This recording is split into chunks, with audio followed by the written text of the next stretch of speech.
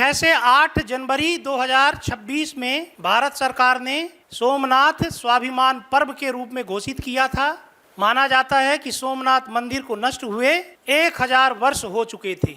सोमनाथ मंदिर के इतिहास के विषय में पुराणों से भी जानकारी मिलती है। पुराणों के अनुसार ब्रह्मा के पुत्र प्रजापति दक्ष ने अपनी 27 पुत्रियों का विवाह सोम से किया था। सोम अर्थात चंद्रमा से किया था और चंद्रमा को कहा था कि तुम 27 मेरी पुत्रियों को बराबर प्रेम करोगे, लेकिन चंद्रमा केवल रोहिणी नामक अपनी पत्नी से ज्यादा प्रेम करता था। तो बाकी 26 कन्याएं नाराज हो गईं और वो पृथ्वी के राजा प्रजापति दक्ष के पास शिकायत करने के लिए गईं। और प्रजापति दक्ष ने अपने दामाद चंद्रमा को श्राप दे दिया कि तुम जिस रूप और सौंदर्य पर इठलाते हो, धीरे धीरे तुम्हारा वो रूप और सौंदर्य कम हो जाएगा, तुम्हारा क्षय हो जाएगा। उसी दिन से चंद्रमा का क्षय होना प्रारंभ हो गया। चंद्रमा भागा भागा ब्रह्मा के पास गया। ब्रह्मा ने कहा कि तुम्हारे जीवन की रक्षा महादेव ही कर सकते हैं, तुम प्रभास तीर्थ नामक स्थान पर जाकर के महामृत्युंजय मंत्र का जाप करो। चंद्रमा ने प्रभास तीर्थ, जिसे आज सोमनाथ कहते हैं, उसी जगह पे जाकर के भगवान शिव की आराधना की। भगवान शिव प्रसन्न हुए। भगवान शिव ने चंद्रमा को अभय दान दिया और अपने शीश पर धारण कर लिया कि जब तक तुम मेरे शीश पर रहोगे मृत्यु तुम्हें छू भी नहीं सकती।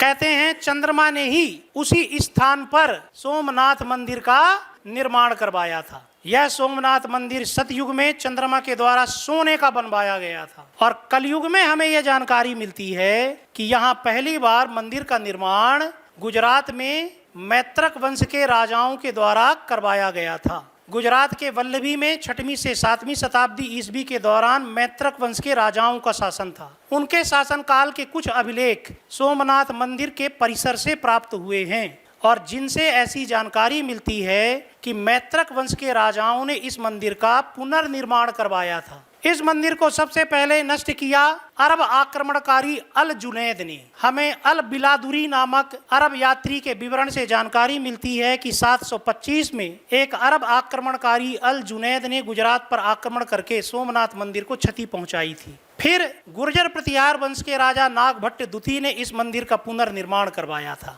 आगे इस मंदिर के निर्माण में गुजरात के चालुक्य वंश के राजाओं ने बड़ा महत्वपूर्ण योगदान दिया। गुजरात के अनहिलवाड़ा में चालुक्य राज्य की स्थापना मूलराज प्रथम के द्वारा की गई थी। मूलराज प्रथम ने भी इस मंदिर को भव्य बनाया। मूलराज प्रथम के ही उत्तराधिकारियों में भीमदेव प्रथम हुआ। भीमदेव प्रथम के ही शासन काल में महमूद गजनबी ने सोमनाथ के मंदिर पर आक्रमण किया। मुस्लिम विद्वान अल बरूनी की रचना से जानकारी मिलती है कि यह आक्रमण महमूद गजनबी का भारत पर किया गया 16वां आक्रमण था। महमूद गजनबी को सोमनाथ मंदिर के ब्राह्मणों ने चैलेंज किया था कि तुम किसी भी मंदिर को तोड़ सकते हो, सोमनाथ मंदिर को हाथ भी नहीं लगा सकते हो। इसलिए महमूद गजनबी ने 18 अक्टूबर 1025 में गजनी से भारत की ओर अभियान किया। सबसे पहले अनहिलवाड़ा पर आक्रमण करके भीमदेव प्रथम को पराजित करके उनकी राजधानी अनहिलवाड़ा को लूटा। उसके उपरांत सोमनाथ मंदिर पर आक्रमण किया।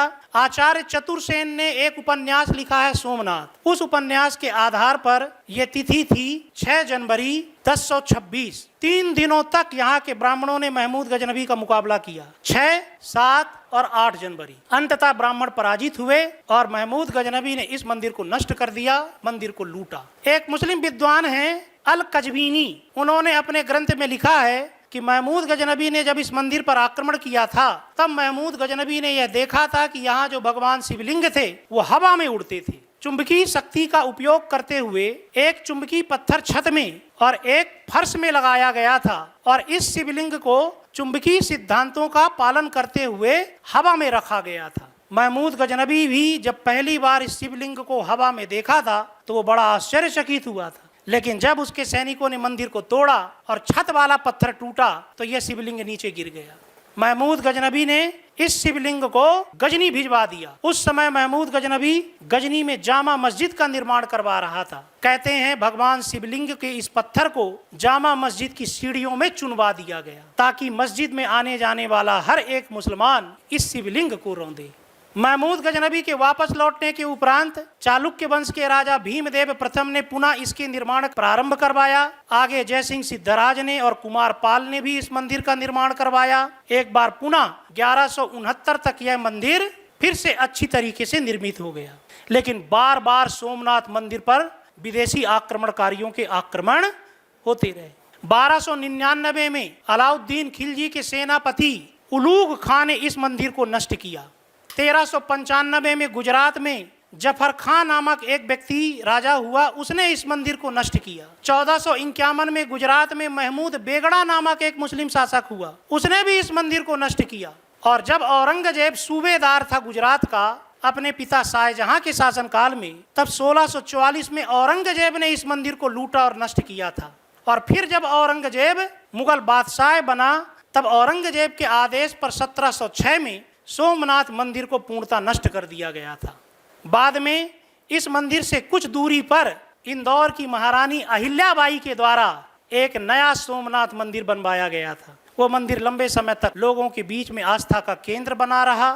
13 नवंबर 1947 में सोमनाथ की यात्रा हमारे देश के प्रथम गृह मंत्री सरदार वल्लभ भाई पटेल ने की। और इस मंदिर के दर्शन के दौरान उन्होंने घोषणा की कि हम फिर से उसी स्थान पर सोमनाथ का नया मंदिर बनवाएंगे जिस स्थान पर पहले मंदिर हुआ करता था, लेकिन औरंगजेब के शासनकाल में नष्ट कर दिया गया था। कहते हैं मंदिर के निर्माण के विषय में जवाहरलाल नेहरू सहमत नहीं थे। गांधी जी ने बीच बचाव किया और कहा कि सरकार के धन से नहीं, जनता के चंदा से इस मंदिर का निर्माण होना चाहिए।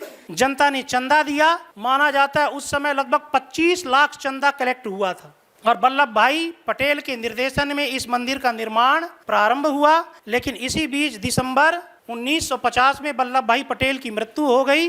तो फिर इस मंदिर का निर्माण कार्य के.एम. मुंशी के निर्देशन में आगे बढ़ा। फाइनली 11 मई 1951 में मंदिर के गर्भगृह में भगवान शिवलिंग की प्राण प्रतिष्ठा हुई। और प्राण प्रतिष्ठा का महान कार्य किया इस देश के प्रथम राष्ट्रपति डॉक्टर राजेंद्र प्रसाद ने। माना जाता है महमूद गजनबी इस मंदिर के दरवाजों को भी गजनी ले गया था। वो दरवाजे मूल रूप से चंदन की लकड़ी के बने हुए थे, लेकिन उनमें सोना और चांदी की परत चढ़ी हुई थी। उन चंदन के दरवाजों को भारत लाया था पंजाब के महान राजा रणजीत सिंह ने। रणजीत सिंह ने गवर्नर जनरल लॉर्ड ऑकलैंड और अफगानिस्तान के राजा शाह शुजा के साथ 1838 में एक संधि की थी। संधि में यह तय हुआ था कि रणजीत सिंह शाह शुजा को काबुल की राजगद्दी में बैठाएंगे। लेकिन तभी जब शाह शुजा गजनी से ये दरवाजे ला करके रणजीत सिंह को समर्पित करेगा।